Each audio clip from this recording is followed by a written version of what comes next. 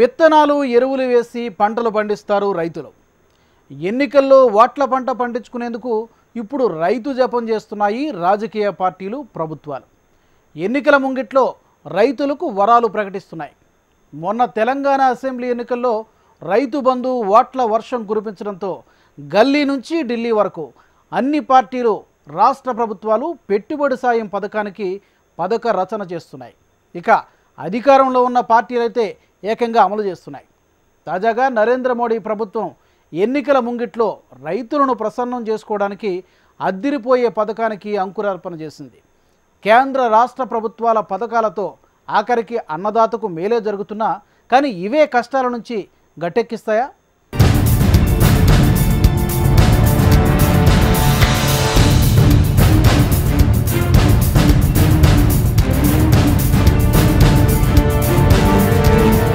రాజకీయ పార్టీలన్నీ ఇప్పుడు రైతు జపమే చేస్తున్నాయి. దేశంలో 70% ప్రజల జీవనోపాధి ఇదే కావడంతో వారి ఓట్లు కొల్లగొట్టేందుకు ఎన్నికల టైంలో ఎప్పుడూ లేని ప్రేమ ప్రదర్శిస్తున్నాయి. ఇప్పుడు నరేంద్ర మోడీ ప్రభుత్వం కూడా ఓట్ ఆన్ అకౌంట్ బడ్జెట్లో కర్షకుల పట్ల హఠాత్తుగా వరాలు ప్రకటించి ఓట్లు అడిగేందుకు సిద్ధమైంది.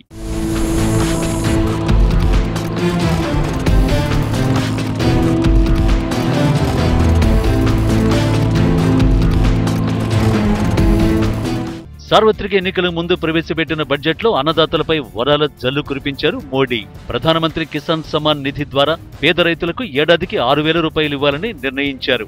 5 ఎకరాల లోపు భూమి ఉండే ప్రతి రైతుకు 3 వాయిదాల్లో ఈ మొత్తం చెల్లించనున్నట్టు బడ్జెట్ ప్రసంగంలో ప్రకటించారు. చిన్నకారు రైతుల ప్రయోజనం కోసం ప్రవేశపెట్టిన ఈ పథకంతో ప్రతి రైతు కుటుంబం ఆనందంగా ఉండాలన్నదే తమ లక్ష్యమన్నారు గోయల్. 2 हेक्टेयर तक की जमीन को उन सभी को सीधा उनके इनकम में सपोर्ट, डायरेक्ट इनकम सपोर्ट 6,000 रुपए प्रति वर्ष के हिसाब से देने का निर्णय सरकार ने किया है. This income support will be transferred directly into the bank accounts of beneficiary farmers in 3 equal installments of rupees 2,000 each. This program will be funded 100% by the government of India. 3 విడతలుగా అన్నదాతకు ఆసరాగా ఉంటామన్న కేంద్రం నేరుగా వారి ఖాతాల్లోకి ఈ సొమ్మును బదిలీ చేయనున్నట్టు ప్రకటించింది. ఈ పథకంతో 12 కోట్ల మంది రైతులకు ప్రయోజనం చేకూరనున్నట్లు గోయల్ వెల్లడించారు. దీనివల్ల ప్రభుత్వ ఖజానాపై 75,000 కోట్ల రూపాయల అదనపు భారం పడుతుందన్న గోయల్ ఈ పథకం 2018 డిసెంబర్ నుంచి అమల్లోకి వస్తుందని స్పష్టం చేశారు. కిసాన్ సమ్మాన్ నిధి పేరుతో రైతులకు ప్రత్యేక ఆర్థిక సాయం చేయనున్నట్లు ప్రకటించిన కేంద్ర మంత్రి పీయూష్ గోయల్ 2,000 రూపాయల చొప్పున 3 వాయిదాల్లో చెల్లింపు చేస్తామని చెప్పారు. రాష్ట్ర ప్రభుత్వాలతో సంబంధం లేకుండా 3 విడతల్లో నేరుగా నగదును జమ చేయనున్నారు. ఈ పథకం ఎన్నికల్లో గేమ్ చేంజర్ గా భావిస్తోంది బీజేపీ. అత్యధిక సంఖ్యలో ఉన్న రైతులను ఆకట్టుకోవడం ఖాయమని లెక్కలేస్తోంది. తెలంగాణ అసెంబ్లీ ఎన్నికల్లో గులాబీకి ఓట్ల వర్షం కురిపించింది రైతు బంధు పథకం. దేశంలో రైతుకు పెట్టుబడి సాయం ప్రకటించిన తొలి రాష్ట్రం కూడా తెలంగాణే. ఏడాదికి ఎకరానికి 10,000 రూపాయలు అందించే రైతు బంధు పథకం తెలంగాణలో అమలవుతోంది. ఇప్పటికే దేశవ్యాప్తంగా అనేక ప్రశంసలు కూడా అందుకుంది. ఖరీఫ్ కు ఎకరానికి 5,000, రబీకి మరో 5,000 చొప్పున ఏడాదికి 10,000 అందించే ఈ స్కీమ్ను కేసీఆర్ సర్కారు ప్రతిష్టాత్మకంగా తీసుకుంది.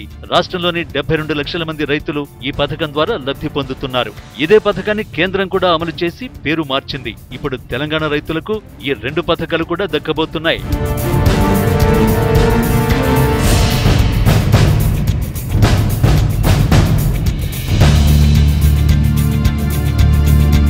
కేసీఆర్ ప్రభుత్వం ప్రవేశపెట్టిన రైతు బంధు పథకం అనేక రాష్ట్రాలు ఫాలో అయ్యేందుకు సిద్ధమవుతున్నాయి. చివరికి ఆంధ్రప్రదేశ్ సీఎం చంద్రబాబు కూడా కేసీఆర్ పథకం లాంటి పథకాన్ని తమ రాష్ట్రంలో అమలు చేయాలని భావిస్తున్నారు. అన్నదాత సుఖీభవ పేరుతో భారీ పథకానికి రూపకల్పన చేసే పనిలో బిజీగా ఉన్నారు. అందులో భాగంగా తక్షణ సాయంగా ఎకరకు 2,500 చొప్పున ఇవ్వాలని నిర్ణయించారు. వచ్చే ఏడాది ఆ మొత్తాన్ని 10,000 చేసే ఆలోచనలో ఉన్నట్లు కూడా తెలుస్తోంది. అన్నదాత సుఖీభవ పథకాన్ని వచ్చే ఖరీఫ్ నుంచి అమలు చేయాలని మొదట భావించిన కష్టాల్లో ఉన్న రైతుల్ని వెంటనే ఆదుకోవాలనే ఉద్దేశంతో ఎకరానికి 2,500 ఇప్పుడే ఇవ్వాలని ప్రభుత్వం నిర్ణయించినట్టు అధికార వర్గాల సమాచారం. ఈ పథకం వల్ల రైతులకు, కౌలు రైతులకు మేలు జరగనుంది. ఎన్నికల్లోనూ కీలకాస్త్రంగా ఉపయోగపడుతుందని భావిస్తున్నారు బాబు.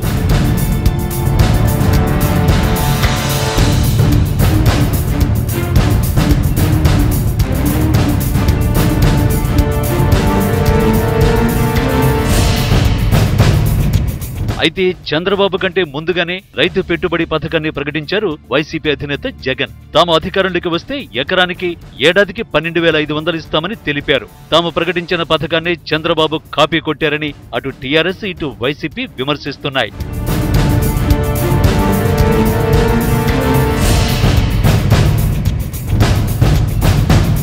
పశ్చిమ బెంగాల్ ప్రభుత్వం కూడా కేసీఆర్ పథకాన్ని ఫాలో అయ్యేందుకు ప్రణాళికలు రచిస్తోంది. రైతు బంధు లాంటి పథకాన్ని అమలు చేసేందుకు మమత చకచక పావులు కదుపుతున్నారు.